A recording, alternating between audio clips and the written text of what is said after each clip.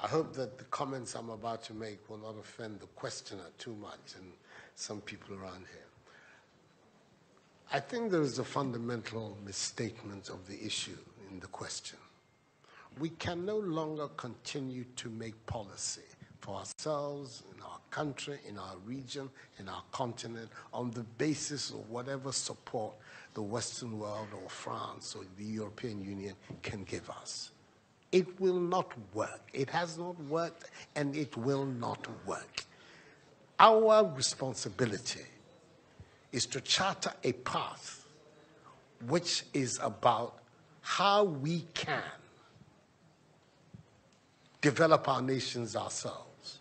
It is not right for a country like Ghana, 60 years after independence, to still have its health and education budgets being financed on the basis of the generosity and charity of European taxpayers.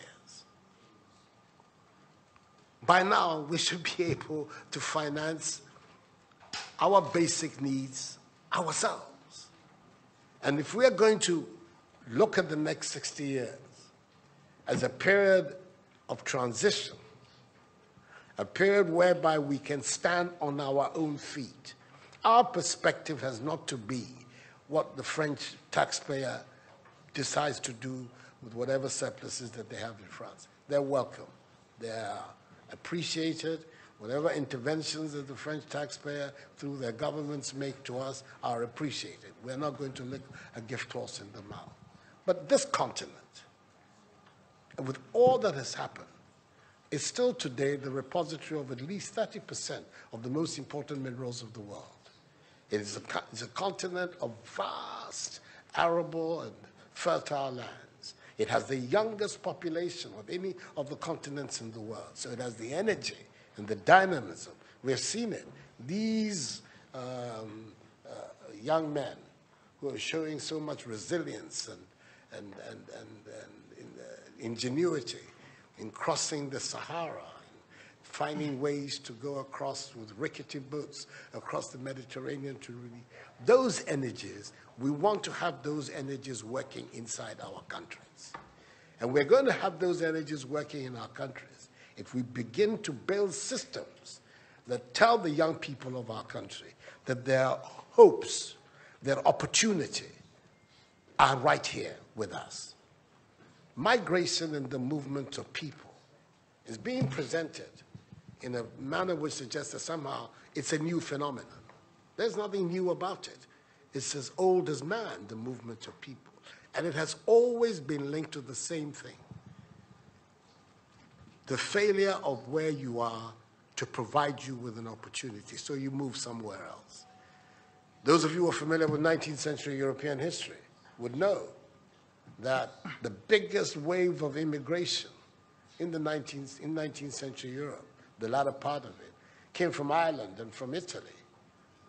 Waves upon waves, generations of Italians and the Irish people left their countries to seek the American paradise, largely because Ireland was not working, Italy was not working.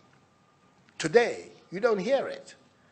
Italian young people are in Italy. Irish young people are in Ireland. We want young Africans to stay in Africa. And how are they? And it means that we have to get away from this mindset of dependence. This mindset about what can France do for us. France will do whatever it needs to do for its own sake. And when those coincide with ours, tant mieux, as the French people say. But our main responsibility as leaders, as citizens, is what we need to do to grow our own countries. What are the institutions that work, that would allow us to have good governance, to have accountable governance, to make sure that the monies that are placed at the disposal of leaders are used for the interests of the state and not for those of the leaders, to have systems that allow for accountability, that allow for diversity, that allow for people to be able to express themselves and contribute to fashioning the public will and the public interest. Our concern should be with what do we need to do in this 21st century to move Africa away from being cap in hand and begging for aid, for charity, for handouts. The African continent, when you look at its resources, should be giving monies to other places. We have huge wealth on this continent, in our own country of Ghana. And we need to have a mindset that says, we can do it. Others have done it. We can also do it. And once we have that mindset, we will see it as a liberating factor for ourselves.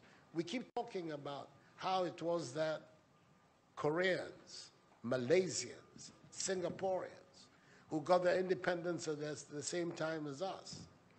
We're told of that at the time of Ghanaian independence, per capita Ghanaian income was higher than that of Korea. Today, Korea is part of the first world.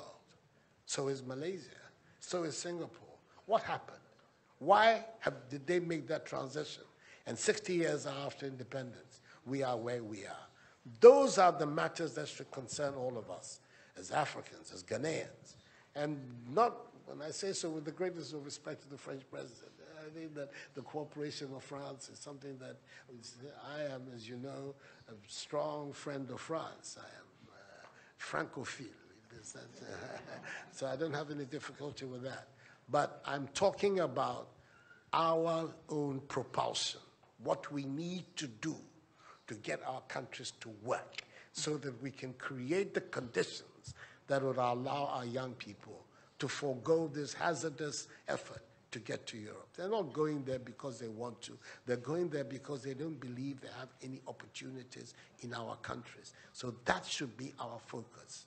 And I believe that with that if we change that mindset of dependence, that mindset which is contingent on aid and charity, we would see that in the decades ahead of us, the full flowering of the African peoples will take place. And that new African personality that was talked about at the time of our independence will become real and imminent in our times. That's what I'm saying. I hope that I'm not upsetting the questioner or even some of my friends who are here. But these are my strongly held beliefs. And that is the reason why I've adopted as the slogan of my presidency, of my period of the Supreme Office of Ghana, that we want to build a Ghana beyond aid, a Ghana which is independent, which is self-sufficient, that is capable of standing on its own feet and building its own life. We can do it if we have the correct mindset to do so. Mr. President, those are my contributions.